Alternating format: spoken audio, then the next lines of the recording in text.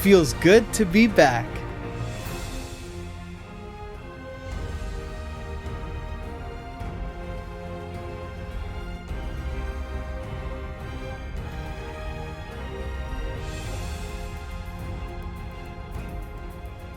Hey everyone, welcome back to the channel. I'm Nikhil with Shelf-Esteem. I'm a composer, now also a booktuber. You can find my music in The Wheel of Time Season 2, His Dark Materials Season 3, and the newly released psychological horror film Dead Whisper. So, as you can tell from my expression, I'm super excited to be back home in familiar territory. As you can see here, the sound is back, the colors are back. I just feel really happy to be back here.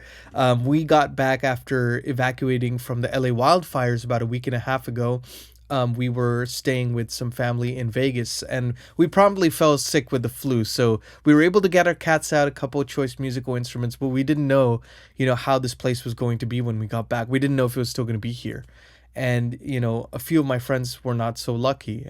Some people have lost their homes. They've lost rare instruments that are going to be impossible to replace. So really just a terrible situation all around. I feel very fortunate that our place is still here for now. The winds are supposed to pick up, I believe, the day you're watching this, which is going to be Monday, and then Tuesday and Wednesday, I think.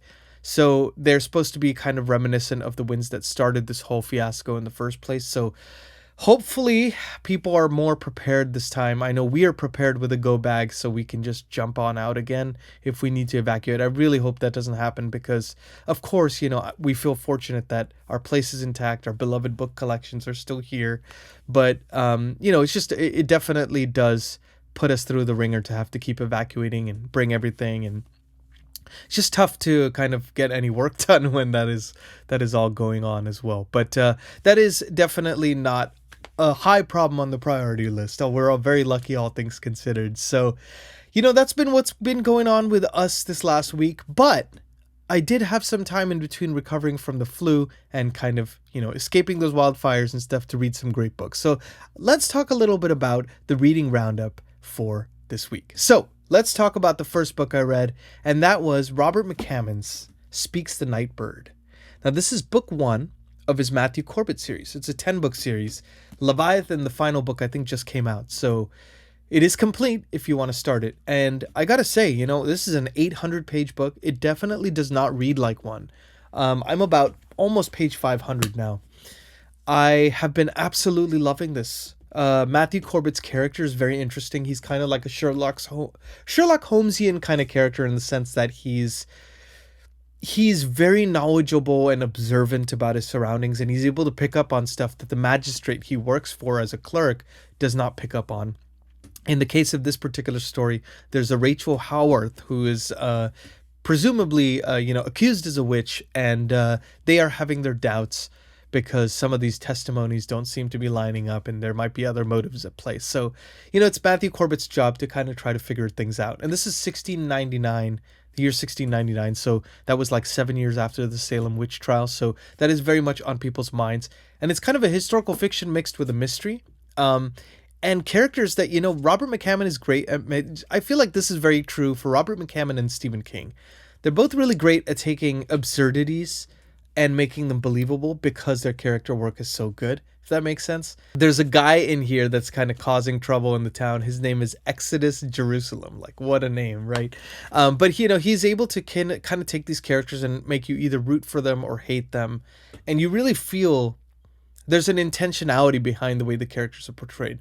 And, of course, you kind of look at the culture, the politics, the medicine, like medicinal knowledge and kind of prone to people being prone to superstitions that you kind of would have seen at that time. So fascinating take on, kind of American culture at that time. Really, really great book. I'm highly enjoying it. Highly recommend you check it out if you haven't already. And we are doing this as a read-along, actually. One of the 4 read-alongs on this channel. So you can check those out at the Fable app down below and also on our Discord. We are kind of discussing it both as well there. So feel free to join us. It's not really too late. I mean, this is just, entering the 3rd week of the month. But there's still the rest of the month, and, people can catch up. The next book is significantly shorter, Queen of Bedlam. I think we're starting in February. And so, you'll have plenty of time to catch up. And these are pretty fast reads, I would say. The only reason I haven't finished this, honestly, is because of the other wonderful books that I've been reading this week. So let's talk a little bit about those. So, Gardens of the Moon didn't make as much progress in the last few days since I posted the last reading roundup, but I'm about 75% through Gardens of the Moon, book 1 of Malazan, Book of the Fallen. Now, this is our official channel read along, so I will be doing more content for this. I gotta say, I really feel the more fantasy I read, the more I appreciate Steven Erikson's uniqueness in the genre. This feels different than any other fantasy book I've ever read, and I haven't felt that way since reading the Dark Tower series by Stephen King. In that, Steven Erikson, another Steven, he's really good at approaching characters, approaching POVs, approaching lore in a way that I've not really seen in other fantasy. Yes, it's a military fantasy at its core, but there are gods that are at play. There's a deck of dragons that is at play. There's, kind of magic systems that you don't really understand much about, but you are kind of thrust into this world and you're forced to kind of figure it out as you go. Really loving it. There's POVs that you almost feel like they're acting contrary to what you would imagine them to be doing, given their alliances or what you know about them. But as the chapters progress, you kind of are starting to learn more about them, and you start to realize the situation and the politics are much more complex than they at first appear when you're introduced to these characters. So really loving that, loving some of the lighthearted moments in this kind of grimier, darkier book. So I know Steven Erikson doesn't call this grimdark, but it really feels grimdark to me from everything I've read. It's almost like, Joe Abercrombie's First Law series. That is known as grimdark, but it's a little bit more lighthearted at times. This is a bit more serious, I would say, with some lighthearted moments peppered through. But really enjoying this so far. Excited to finish this off probably this coming week. The third book I've been reading. So I've been kind of really juggling, 4 different books right now. And it's kind of felt good because each one of these are kind of their own thing. And I feel like if I tried to read Matthew Corbett all the way through, I think I would probably be exhausted by the end because it's a long book. It's a quick read, but it's a long book. Same with Malazan, it kind of requires a lot of brain power. And then the other two, same thing. So kind of juggling them keeps every single one, I feel like, interesting to me. So it's working out for me so far. Let's see how it continues to go. But let's kind of take a step forward into the third book that I've been reading, and that is Jenny Wirtz's Wars of Light and Shadow series, another soft read along on our channel on Fable and Discord. And this is book 1, Curse of the Mistwraith. Now, we are doing one of these every other month, so if you feel like you want to join on the Wars of Light and Shadow read along with us, please feel free to join. Again, this book we have a whole 1 or 2 months, depending on how you space things out, to do. So you can really take your time with it. And I would say with Jenny Wirtz's writing, you really want to take your time with it. I have been taking my time with it. I'm only this far into it so far. And I've found that taking breaks, taking little chunks at a time of this book has made me get way more out of it than I would have otherwise. Jenny Wirtz's prose is so beautiful, it's so flowery, it's so dense. You're forced to kind of slow down and take in the characters. So, the way she approaches characters is with much more subtlety and nuance than I see in other fantasy novels, which I love. I think, very few authors can do that and keep it interesting, and Jenny Wirtz really does that here. Arathon, Master of Shadows, is the character that you think that you should be, rooting against from the get-go, right? I mean, it's in the name, right? I have fallen in love with this character. I love the way Arathon compares and contrasts to Lysair, the other prince, the half-brother of his. So I'm really enjoying kind of the way their arc is intersecting, the way they're kind of forced to trust each other, maybe against their own, better judgment as they make their way through this story. So I'm really enjoying this a ton. And I gotta say, taking the breaks is making me think about it more when I'm not reading it. So this is how I'm enjoying reading it. I'm really glad that we are taking our time with the series, because I think, it's very ripe for when you have something this beautiful, you want to appreciate it. You don't want to gloss over it. You want to think about the characters and the way Jenny Wirtz is presenting them, because she does it all with intentionality. It's very apparent in this book. So really enjoying the journey so far. Excited to continue on this week. And then the fourth book is, so the Fireside Discord chat, which is run by Joanna from Joanna Reads and Josh from Red Fury Books, and I believe Matt from Matt on Books, if I remember correctly. They're running a Discord channel, and they're doing a read along of Tad Williams' Memory, Sorrow, and Thorn series. So they started with the Dragonbone Chair, book 1 in that series. In January, they're reading Stone of Farewell, which is book 2, in February, and then they're splitting up to Green Angel Tower, which is the final book in that trilogy, because it's so massive, right? So they're splitting that up over March and April. Part 1 March, Part 2 April. So I decided, against my better judgment, I mean, I'm already on 4 read-alongs for our channel, but I figured, hey, what's a fifth? Fifth one's the charm, right, guys? So I decided, I would kind of jump on this. And I figured if it was too much for me, I would put it down and just kind of set it aside. Now, I'm about page 65 of this. Just started it yesterday. Man, I understand why people love this so much, why it's so beloved. It is absolutely charming. Simon is this character who's kind of like all over the place. He's like a very hyperactive kid, and he stumbles upon a grander adventure story, living in this castle, Hayholt. So I've been really liking it. I mean, Tad Williams, I've only read book 1 of the Otherland series that he's also written, which is more of a sci-fantasy kind of setting that talks about AI and virtual worlds and stuff. Very different of this. But this was the book that was inspirational to George R.R. Martin's Game of Thrones. And so I wanted to see, substitute one throne for a different one, right? Dragonbone Chair. So I wanted to see what the fuss was all about. And I got to say, I love Tad Williams' writing. I feel like he writes fantasy like Ken Follett writes historical fiction. It's that kind of very accessible but still beautiful. He's really good, able to balance the two, and one serves the other. They're never fighting each other. It feels very natural in the way he integrates both writing styles in this. So really, I gotta say, this is really capturing me, and I'm excited to continue on this. So this has been a pretty dense reading week. So let's talk a little bit about what I'm gonna read this week. So I want to make another dent into this. I'm gonna let this carry over into the next month if I need to, because again, this is a read along I'm just participating in kind of more passively. I'm not really beholden to it in the same way I am with the read alongs that are going to be on my channel, right? So I'm going to read my way through this. I'm going to be reading this in bite-sized chunks some more so that my goal is to probably get a larger chunk of this one done by the end of this coming week, right?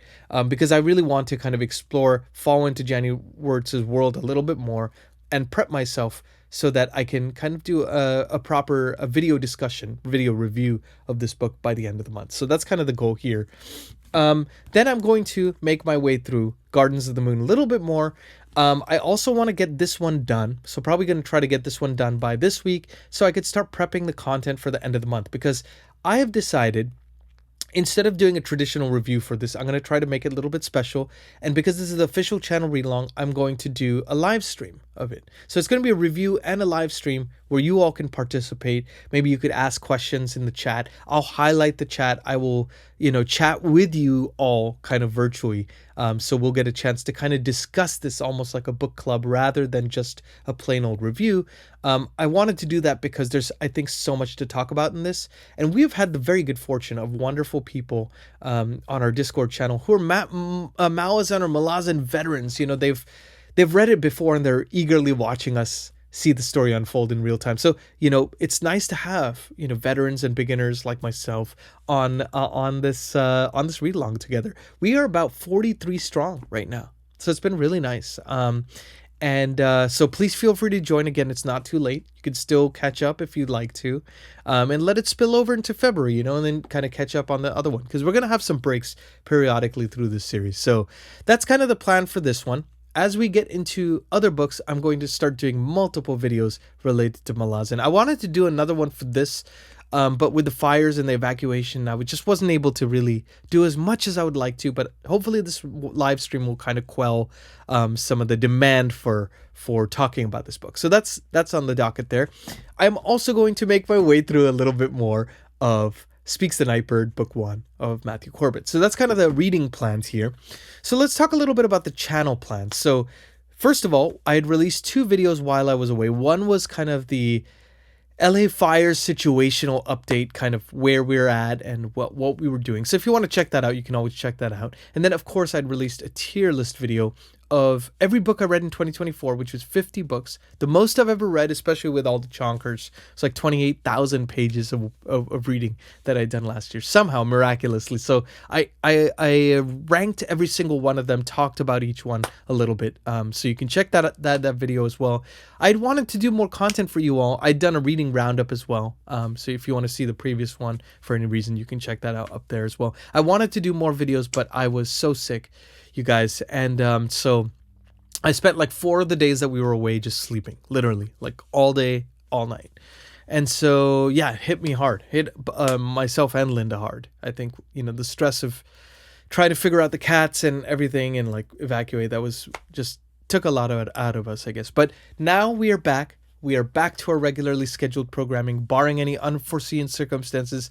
I will be posting more videos. So let's talk a little bit about what's going to happen on the channel this coming week. So you got your reading roundup on Monday, as usual. On Wednesday, I'm going to release my bookish resolutions for 2025. So basically, the idea is I wanted to do this a little bit earlier, but, of course, the fire circumstances being what they were, wasn't able to post this. But, it was actually kind of nice because I got a chance to reflect on what's really important, especially during this time, and I kind of created a few resolutions of things I want to do for the channel going forward, things I want to do in my own personal reading life, to keep this very healthy and also aspirational. At the same time, it's fun to stretch the reading muscles, brain muscles, and figure out, hey, how much can I read and still enjoy it all?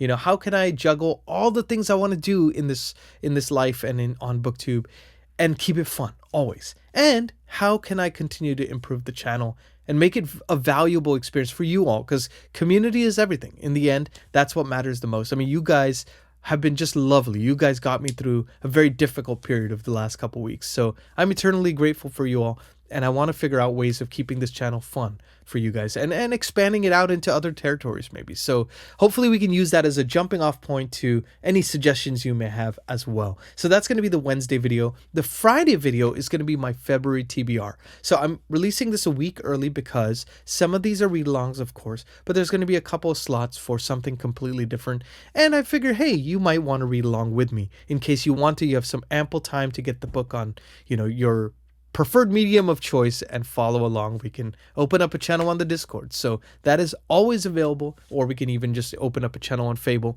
whatever you all prefer. So that is the plan for this week on the channel. Let's talk a little bit about the personal life music front kind of deal. So music front has been going good.